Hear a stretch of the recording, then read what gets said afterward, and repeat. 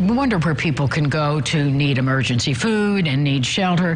Haley Huskisson's here with the mission and the message of Crossroads Pantry and Shelter. Welcome to Lifestyles. Thank you for having me. I appreciate it. Well, I'm so glad to share your story of the work you're doing. You started small, like so many organizations do. When did you begin, Haley? We started in 2006 in the basement of New Life Church, and the need grew. We had to move because there was so much more.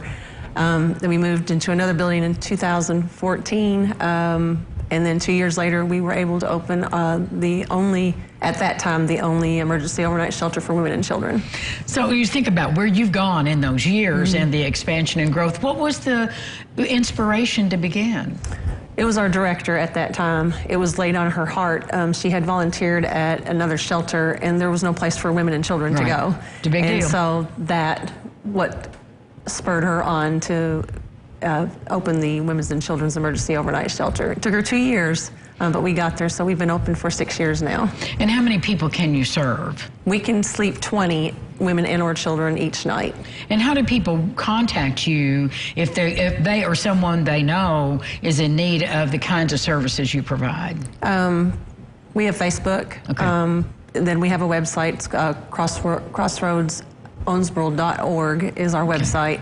And then Crossroads Inc. is our Facebook page. Okay, Crossroads Inc. is the Facebook page, and then you can get contacted through there. Now, besides the shelter, what other services do you provide in your ministry? We have an emergency hunger relief program for food. In July, we served over 2,000 people through drive-through service to feed. We get new ones every month. We have a senior commodity program. We have 500 plus seniors that we deliver or they pick up boxes for, and we also have a Nana's cupboard that we have at least 22 grandparents that are raising a number, I think I told yesterday, was 44 grandchildren in their home. And that is a story all by itself, is it not? And a phenomenon in our culture now. And it's growing also, too. It is. It is growing. And I'm sure all of those people, besides having those immediate needs met, are just glad to see a face that's smiling at them, not judging where they are. Our volunteers it's what it's all about. I think we all feel that it's what God's called us to do, is to serve others. Do you need volunteers? I mean, what are your needs right now? We need volunteers anytime for either the shelter, for companion volunteers, or for helping in the food pantry, giving out food, boxing up food. We can use donations for food. Our shelves are very, very low right now. And we use monetary donations to keep us going. So, we all know the crushing price of groceries, so you're seeing more people come your way. Yes, I think we signed up 65 new families last month in our food pantry.